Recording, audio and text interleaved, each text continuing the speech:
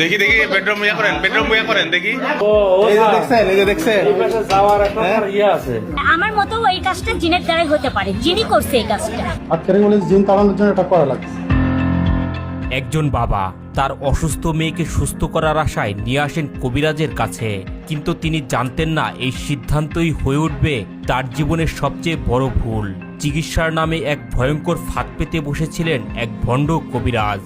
জিন তাড়ানোর অজুহাতে এক শিক্ষার্থীর জীবনে নেমে এলো ভয়ঙ্কর অন্ধকার।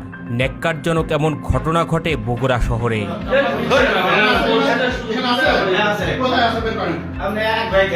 না না না না, আপনার কাপড় পরেন।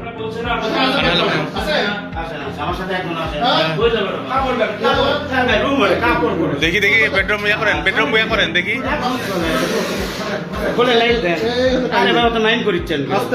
দাখিল শ্রেণীর ছাত্রী যিনি দীর্ঘদিন ধরে মাথা ব্যথায় ভুগছিলেন। পরিবার তাকে বিভিন্ন চিকিৎসকের কাছে নিয়ে গেলেও কোনো উন্নতিই হচ্ছিল না। ঠিক তখনই জানতে পারেন ভণ্ড কবিরাজ হাকিম রেজাউল করিমের নাম, যিনি জারফুক আর কবিরাজি চিকিৎসার মাধ্যমে সব রোগ সারাতে পারেন।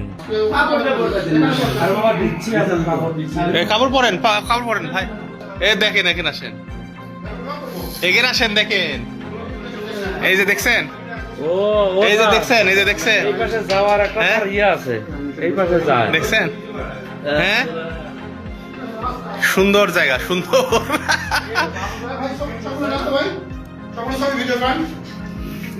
সবটারে নিতে হবে।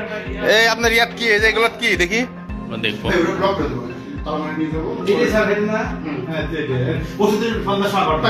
থাক ওটা দরকার নেই।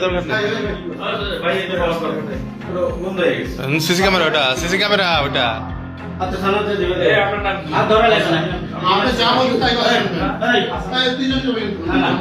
3 মে সকালে মেয়েটিকে নিয়ে যান তার বাবা। সেখানে দেখার পর কবিরাজ জানান মেয়েটি জিনে আক্রান্ত এবং তাকে সুস্থ করতে হলে বিশেষ ঝাড়ফুঁক করতে হবে।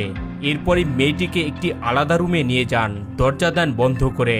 পরিবারের সবাইকে বাইরে যেতে বলেন। ঠিক সেখান থেকে শুরু হয় এক ভয়ঙ্কর অধ্যায়।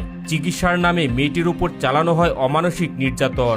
4/5/2026 তারিখ মোহাম্মদ আলী নামে একজন ব্যক্তি থানায় এসিয়া অভিযোগ করেন যে তাহার নাবালিকা মেয়ে মাথা যন্ত্রণায় দীর্ঘদিন ভুগছিল। গত 3/5/2026 তারিখ সে নামাজ গড়ে হাকিম রেজাউল করিমের কাছে একজনের মাধ্যমে খবর পেয়ে নিয়ে আসে মাথা যন্ত্রণার জন্য চিকিৎসার জন্য নিয়ে আসার পরে হাকিম রেজাউল করিম তার বাপ মা সবাইকে ওখান থেকে চলে যেতে বলেন। সে একটা ঘরের ভিতর আটকে রেখে বলে জিন তাড়ানোর জন্য এটা করা লাগবে। কিছুক্ষণ পরে মেয়েটা বের হয়ে আসে, কান্নাকাটি করে যায়, সে ধর্ষিত হয়েছে। বিকেলে আবারও 16,500 টাকা নিয়ে আসতে বলা হয় পরিবারকে। পরিবার আবারও বিশ্বাস করে যায়, আর এই সুযোগেই দ্বিতীয়বারও একই ঘটনার শিকার হয় মেয়েটি। শেষ পর্যন্ত মেয়েটি সাহস করে সবকিছুই জানায় তার পরিবারকে। পরিবার আর দেরি না করে আইনের আশ্রয় নেয়। পুলিশ দ্রুত ব্যবস্থা নেয় এবং গ্রেপ্তার করে এই ভণ্ড কবিরাজকে।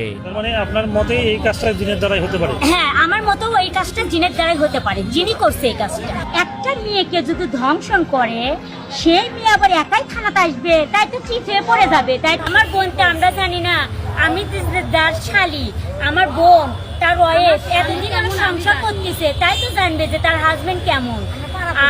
আর হলে যে এতটাই কি, মানে কেউ কারো ভালো দেখতে চায় না, বুঝতে পারছেন ভাইয়া। আর ওনার কেরিয়ার নষ্ট করার জন্য ওনার এগুলা মিথ্যা অপবাদ দিছে। এদিকে এই ভণ্ড কবিরাজের স্বজনরা দাবি করেন কবিরাজ সম্পূর্ণ নির্দোষ। সেই মেয়েটির কোনো ক্ষতিই করেনি, উল্টো জিন তার সাথে শারীরিক সম্পর্ক করছে বলে দাবি করেন তারা।